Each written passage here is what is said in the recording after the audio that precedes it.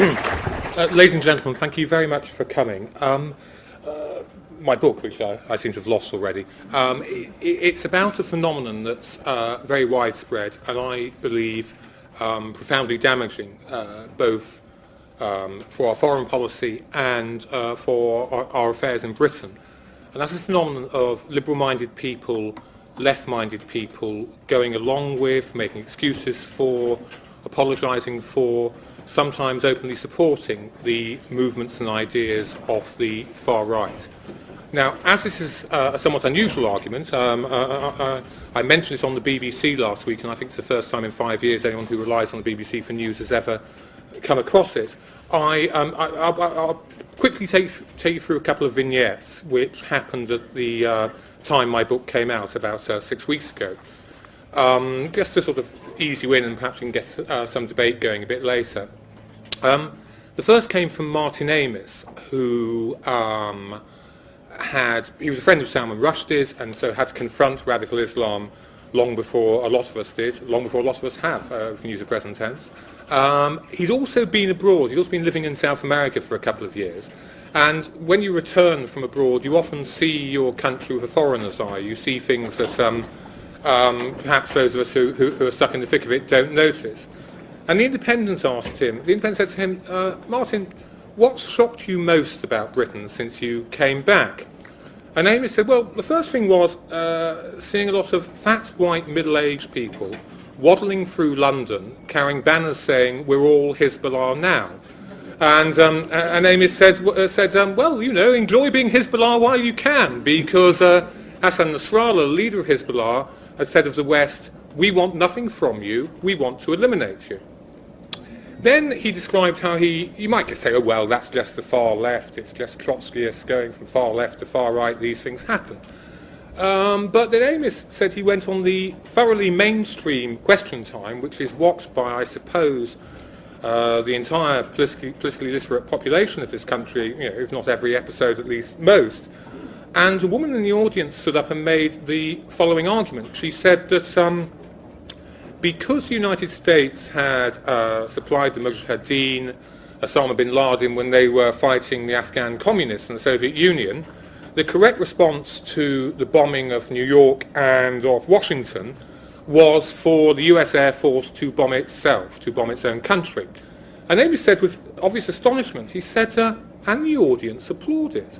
And he said, it takes some doing, you know, when you're confronted with a tidal wave around the world, a tidal wave of religious fanaticism that is homophobic, misogynist, totalitarian and racist, and people in Britain are up the backsides of it. They're up the backsides of those who want them dead.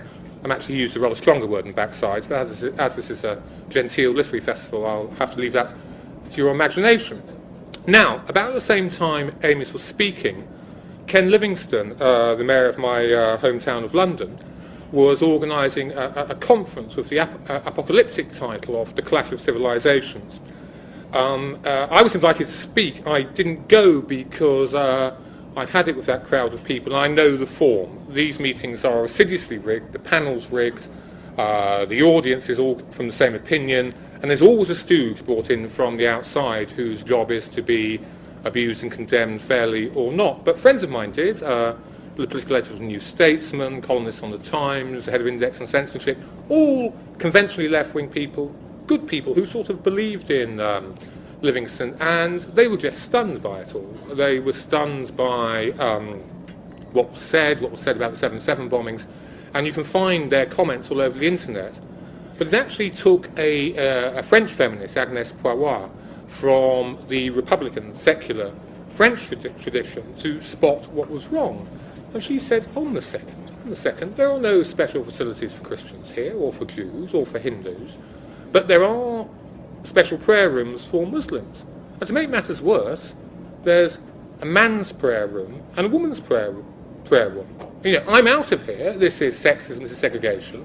Is that what Ken Livingstone believes in? Well, yes, it is, to an extent, for people with brown skins, not for people with white skins, people with brown skins.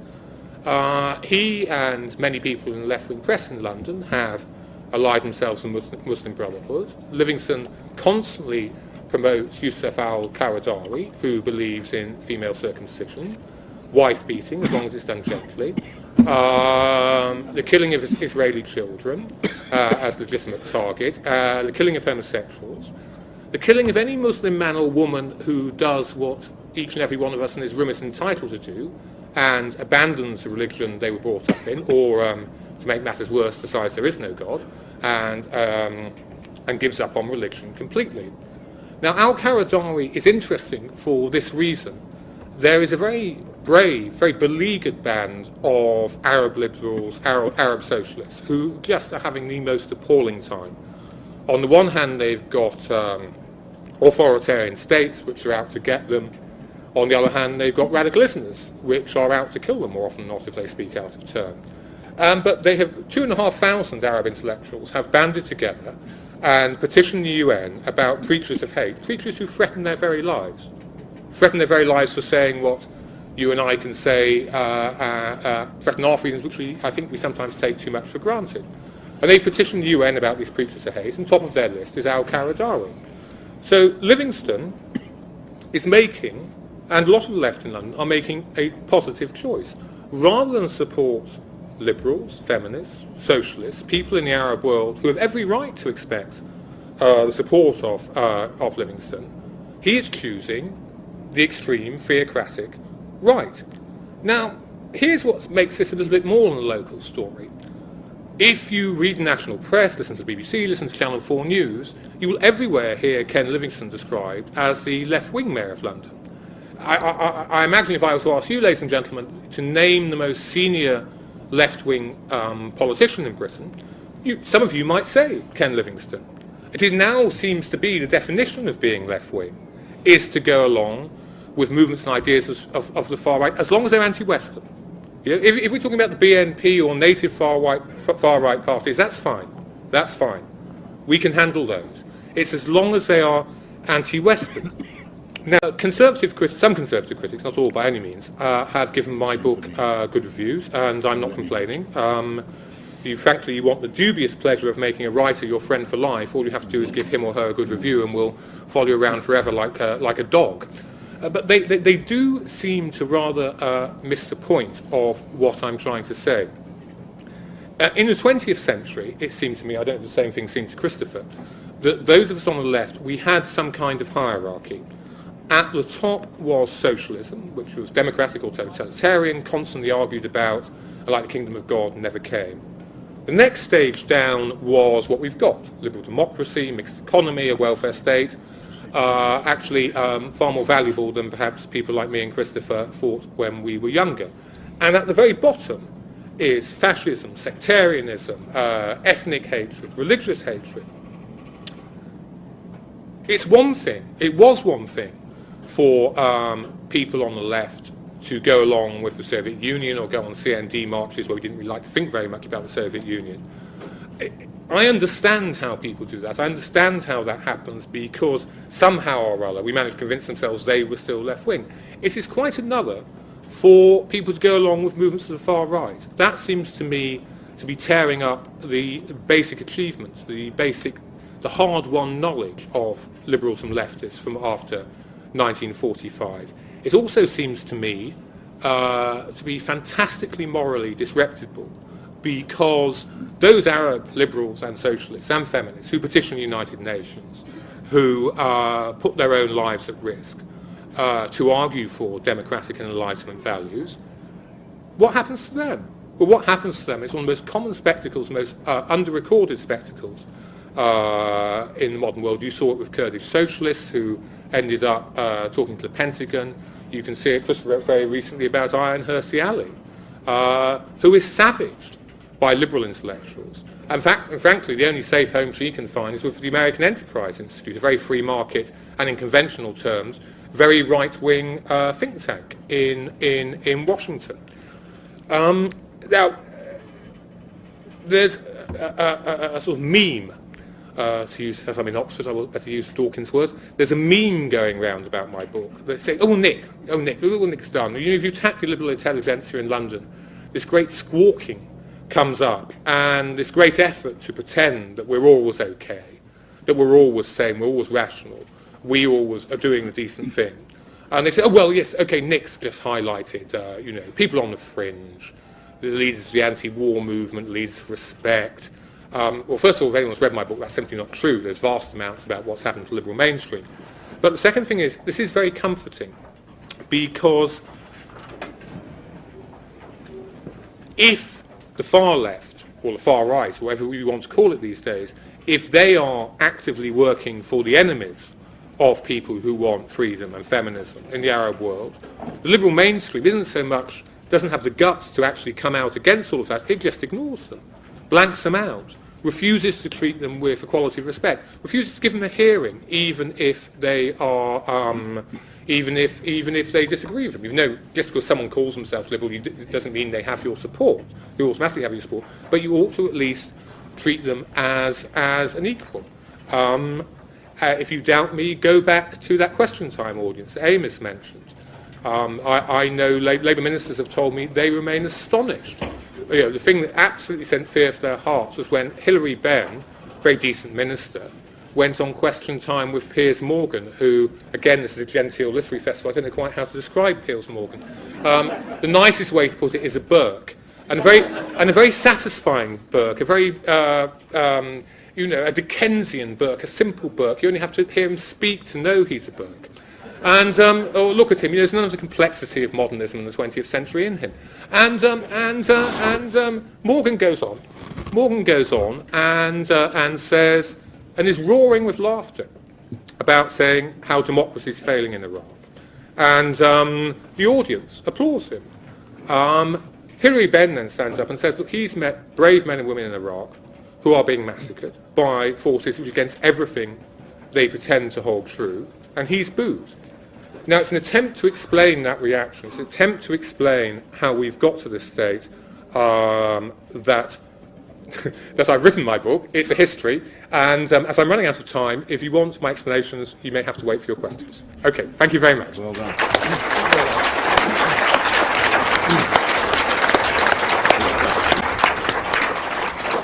Thank you, Peter. Thank you, ladies and gentlemen, for coming.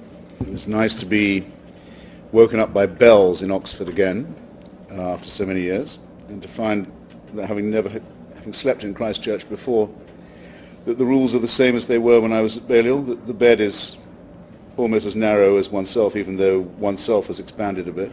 And the motto remains, we can't stop you doing it, but we can make it very uncomfortable. Reassuring in a way.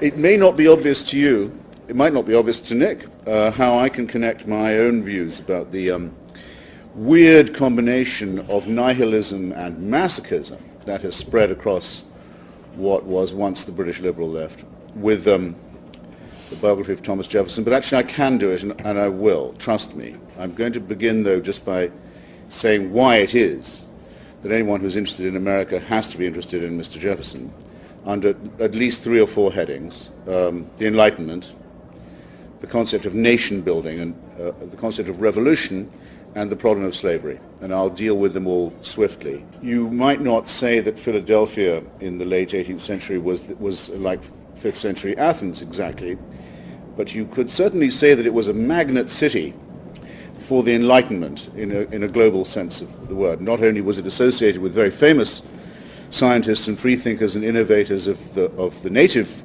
school, Benjamin Franklin obviously being the best, the man who probably could be said to have discovered at least the uses of electricity, if not electricity itself, the applications of it, and a prodigious writer about natural philosophy, but also men like Joseph Priestley, the discoverer of oxygen, who, when his laboratory in Birmingham was destroyed, smashed by a mob shouting for church and king because of his defense of revolutionary ideas and because of his Unitarianism, took his broken instruments and the remains of his burned books and crossed the Atlantic and headed for Philadelphia, as did the greatest Englishman and the greatest American of them all, Thomas Paine, wafted across on the same tide of ideas and innovation and free thinking, with a letter in his pocket of introduction from Benjamin Franklin when he arrived. Mr. Jefferson was a very distinguished member of this group too.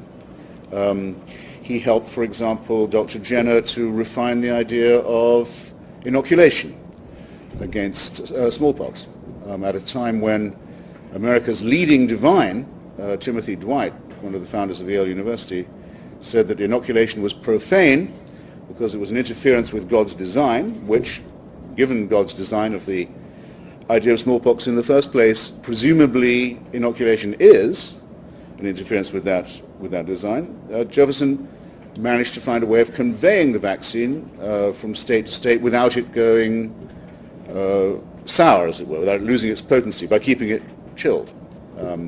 He helped to teach Lewis and Clark on their expedition crossing the United States, discovering its new boundaries, how to apply these inoculations when they met Indian peoples. He taught them cartography, taught them astronomy and navigation in every sense, could have taught them if he'd wanted to, quite a bit about agriculture, viniculture, and the law of the sea. When there was a question of a treatise on whaling, Mr. Jefferson wrote an account of the problem himself, just to establish what was known or not knowable about these things. It was a time when the frontiers of knowledge were considered to be almost contiguous with the frontiers of liberty. I suppose that's one definition of the Enlightenment, the belief that knowledge is power, and powerfully exemplified in the life of Philadelphia at that time. And this extraordinary coincidence of men and ideas at one moment leads to the seizing of an opportunity to declare independence from the hated Hanoverian crown and to establish for the first time, and this is my second point in a way, the first ever and still the first and only republic in human history that explicitly separates the church and the state, that says in terms, in written documents, that remain a work in progress, subject to revision and amendment, and thus make this the great subject for any writer, the American Republic, that the word God has no place in official discourse. The American Constitution does not mention the word God at any point. It deliberately excludes it, except when mentioning the necessity of separating religion from politics. And when God is mentioned platonically, so to speak, or maybe neo-platonically, in documents like the Declaration, he's evoked by those who consider themselves to be deists, in other words, those who do not believe that God intervenes in human affairs, of whom Jefferson, if he wasn't an atheist, which I think he probably was, certainly was, a deist, a Unitarian, one who did not believe in divine intervention. It's a prize almost beyond all value or computation, that at last the world of European theocracy, the divine right of kings, the endless tyranny over the mind has been smashed and broken in a country that has a fair chance of growing, of becoming a nation, of ceasing to be what it was at the time of the Revolution. Roughly, that's to say the equivalent to North America of what Chile now is to South America. That's to say a long ribbon of territory between the mountains and the sea on the coast, and to become a continental republic. It becomes that principally because, again I'm condensing, of the bravery of the Haitian Revolution. The ideas of the French Revolution inspire a slave rebellion in Haiti, led by the first real slave general of genius since Spartacus, Toussaint Louverture, who takes the ideas of liberté, égalité, fraternité, and turns them on the French Empire, destroys a French army, destroys a French fleet, raises the standard of the first black republic in the hemisphere, and forces Bonaparte to sell not just the town of New Orleans, but the whole of Louisiana and beyond, doubling the size of the United States in one day, to Thomas Jefferson, oddly enough on the 4th of July, 1801. So that when the Lewis and Clark expedition sets out to prospect the interior and look for a frontier in California, they're able to tell the Indian peoples with whom they meet that they already live in the United States, and that the reign of British and French and Spanish crowns in North America is over forever. An extraordinary lifetime, and I've only dwelt on a little bit of it, but shadowed all of it, every bit of it, every single bit of it, by the taint of slavery, which, as you know, ladies and gentlemen, is very much in our atmosphere this year, with the anniversary of Mr. Wilberforce's triumph. It's even present actually in the idea of the Enlightenment and the struggle to apply knowledge and technique to liberation, because it turns out that not all devices are liberating. Not all technology is labor-saving after all. The cotton gin, Mr. Whitney's great invention, it turns out prolongs slavery, makes it more profitable for many more years. So even the ideas of new machinery can be made into weapons of alienation against people whose labor is extracted from them by force, people who are owned as property. So even in the Enlightenment vision, there's a negation. It has to be said that the same is true of the expansion of the country. When Thomas Jefferson brought Louisiana and doubled the size of the country. Thomas Paine came to him, and Joel Barlow came to him, and many other of his old Philadelphia comrades came to him and said, we can start again, we can start anew, we can start without the original sin of the country, we can start without the stain of slavery, which in the Constitution had defined an African as worth 3/5 of a human being for voting purposes. We can begin again without slavery, again because of the influence this time of the sugar interest Jefferson needed or felt he needed to continue the institution of slavery and to expand it into the new territories. And so it shadows even this moment of the liberation of the rest of the continent and actually bodies forth the likelihood of civil war, because the new states cloned from Louisiana are going to equalize with the number of free states in time. And once the Union is half slave and half free, there can only be one issue, which, alas, Mr. Jefferson passes on to his descendants and to Mr. Lincoln to solve. Mr. Lincoln being born, by the way, Abraham Lincoln, on the very same day of the very same month of the very same year as Charles Darwin. Mr. Darwin is just out of sight of Mr. Jefferson when he prospects in Virginia and looks at the topography and wonders how it is the shells are quite as high as they are on the mountaintop. Can't yet quite work out why it is. He can go no further than deism in his rejection of divine intervention, just on the cusp of the enlightenment that will show to humans that ethics and politics and life is possible without God altogether.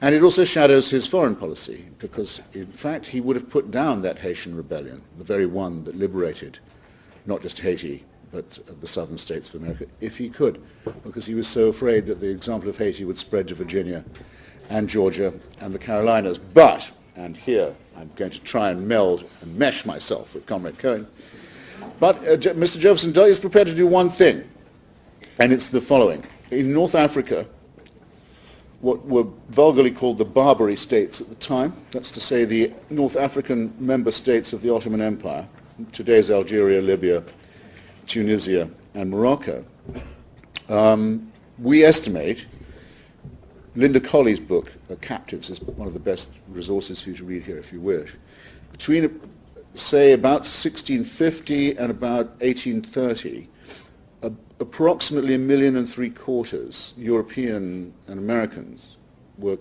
captured, kidnapped on the high seas by the navies of the Ottoman Empire and taken into slavery. It extended quite a long way. It wasn't just guarding the Straits of Gibraltar and the Pillars of Hercules, the approaches to the Atlantic, and taking ships and their crews, though that was done very often, and their passengers. But raids as far north as the town of Baltimore in Ireland, the whole of whose population was carried off in one night into slavery by Muslim slavers in the late 17th century, and many towns in Devon and Cornwall, as far north as Iceland, this trade, shameful trade, went on. And it started to attack the United States as well as soon as it became independent. And Mr. Jefferson went to see the ambassador of Barbary in London, he himself at the time being ambassador in Paris. He went with John Adams. He said, by what right do you do this to Americans, American ships, people, civilians? By what right do you take them and imprison them and enslave them? The United States has no quarrel with you. We've signed a treaty with Tripoli saying we're not a Christian country. We took no part in the Crusades. We took no part in the Reconquista, the reconquest of Andalusia. We've never been and are not your enemy. And the ambassador Abdurrahman replied to him in London, in Grosvenor Square, said, our Quran gives us the right to do it. The Quran gives us the right to make slaves of any infidel who doesn't recognize the rule of our prophet and the rule of our empire, and to demand tribute from them if we are so generous as to withhold this policy, is to refrain from it. And at this point, Mr. Jefferson decided that that means war. The existence of this policy is incompatible with the existence of the United States. A navy will be built, a Marine Corps will be founded, we will send a fleet, we will put down this trade. And we will not just put down the slave trade, but we will force a passage through Gibraltar, allowing free trade for every other country between the Atlantic and the Mediterranean. That is the birth of America as a superpower. The very thing that every liberal considers to be the most degraded kind of imperialism now. The very triumph, in other words, of Enlightenment ideas and free trade ideas in combination that gives rise to the idea of Jeffersonian, as we call it, democracy. Not very many people have their names coterminous with democracy, have a democracy named for them. Mr. Jefferson is one. We should all be so lucky. So I just wanted to make this point among others and to say that my investigations into this argument and also to my companion book on this, on the American founding, on the original ideas of 1776 and the American Revolution, suggest very powerfully and very strongly to me that the American Revolution is the only revolution left standing. To round off what Nick has said about the ultimate discredit or exhaustion or implosion or negation of the Chinese Revolution of 1948, the Soviet Revolution of 1917, the Cuban Revolution now in its final parodic stages of decay, the investments in illusory utopia in which so many of the left have put their trust in the past, and the way in which men like George Galloway, now looking still for a fatherland of totalitarianism that they can adopt, now say openly what I suspected them of thinking. They now say openly, well, the proletariat may have died out on us, but we still have Islam as the revolutionary force, the force that opposes the bourgeoisie, opposes imperialism and capitalism. Get ready for this to be the prevailing illusion. Well, it will be combated by the only democratic and humanist revolution that still has validity, that still could be a model for other countries in the separation of church and state, a written constitution, a separation of powers, and a free market. There are not many countries I can think of that don't have those things that would not be better off with them, including our own, still ludicrously run by a monarchy that is the head of the church as well as the head of the state and the armed forces. Could anything be more ludicrous than that? And whose slobbering, chinless Dauphin has told us that he wishes to be the head of the Muslim worshippers in this country as well as the deluded Anglicans who follow his reign. That's what it's like to come back to England for me, to find all that still going on and getting worse. Well, need I say more? You've been warned.